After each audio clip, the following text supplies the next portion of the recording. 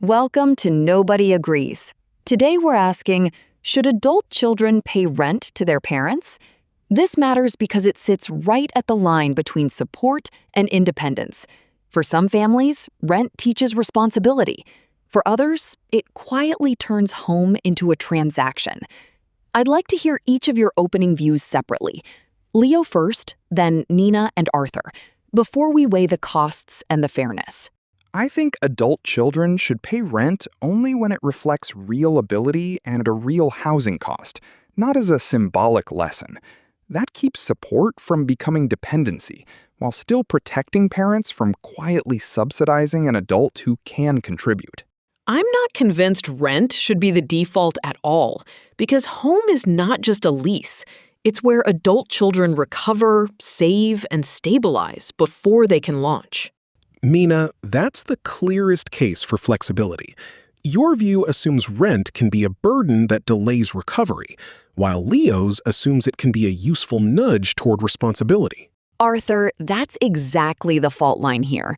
Nina sees rent as a drag on recovery, while Leo sees it as a fair contribution when money and space are tight. So I want to pin this down. When does asking for rent become support?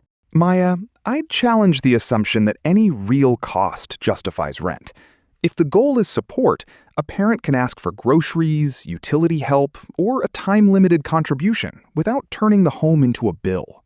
Leo, I'll concede this. If a parent is only trying to recover groceries or utilities, that is support, not exploitation. That concession is accurate. Groceries and utilities are real household costs, not exploitation. Arthur, that verification helps. Groceries and utilities are support, not rent, so the label matters. I'll take the first answer. Maya, the label matters because in a layoff case, a $300 rent payment can look like progress, but it can also delay rebuilding savings by weeks. If the goal is support, keep it tied to actual household costs and a clear endpoint. That layoff example is exactly where the label can do damage.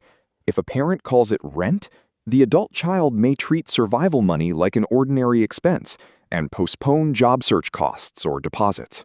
Leo, that's a fair real-world risk. In a layoff situation, a payment labeled rent can be experienced as ordinary housing cost, even when the family really means temporary support. Exactly, Arthur.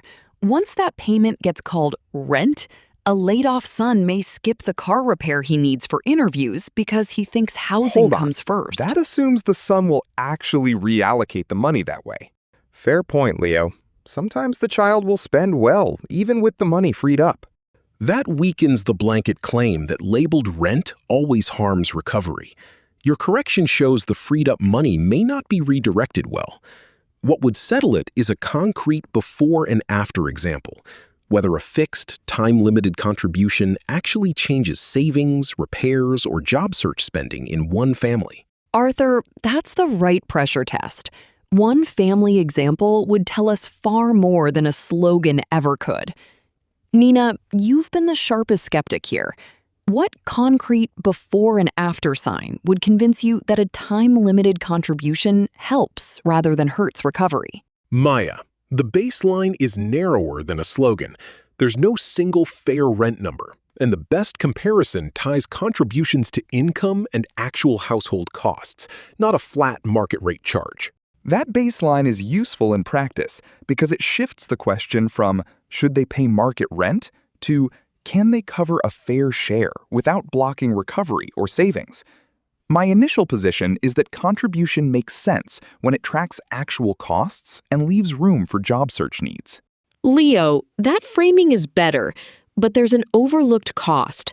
Once the contribution becomes expected, even fair share can quietly absorb money that would have gone to transport, certification, or emergency savings.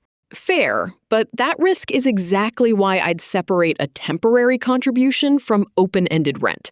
If a laid-off 24-year-old pays a fixed amount for 3 months, then the question is whether it still leaves bus fare, certification fees, and savings intact.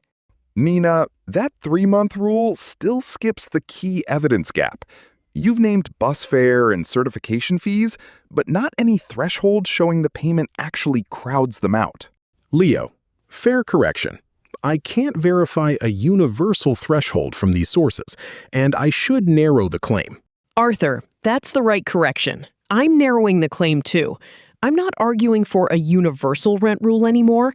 I'm arguing that any contribution must be temporary, cost-based, and small enough that job search transport, applications, and emergency savings stay untouched. Nina, that's a real narrowing from your side, and it matters. You've moved from rejecting rent in principle to allowing a time-limited, cost-based contribution when it doesn't touch job search essentials. That's exactly how it looks in real life. A parent says, pay something while you stay here, and it can be fair only if the number is clearly tied to actual household costs, not market rent. That's the real choice here. A contribution tied to actual household costs or a market rent demand that can cross into pressure. Nina, if you were setting the rule for one unemployed adult child, what would you do first? Fix the amount or set the time limit? I'd set the time limit first, then price the amount around actual costs. If you lock the number before the exit date, a family can accidentally normalize dependency. A clear endpoint keeps the support temporary and makes the contribution easier to defend. Nina, that's the practical rule I'd endorse. The time limit comes first, because that makes the arrangement temporary. The amount should then be set from actual household costs, not market rent. Arthur, that rule is clean, but it can fail in a case where the child's income is irregular. A fixed deadline may feel fair on paper and still force them to choose between contributing and a job interview trip. That counterexample doesn't overturn the rule. It narrows it. If income is irregular, the time limit still matters, but the amount has to be flexible enough to preserve interview travel and basic job search costs. So the practical decision is a capped, adjustable contribution with a written review date. Our conclusion: yes, adult children can pay rent to their parents, but only as a temporary, cost-based contribution that does not block recovery. Leo's strongest point is that a capped, adjustable payment with a written review date is fair in real households. Nina's strongest point is that irregular income means the amount must protect interview travel, applications, and emergency savings. Thanks for watching Nobody Agrees. See you in the next episode.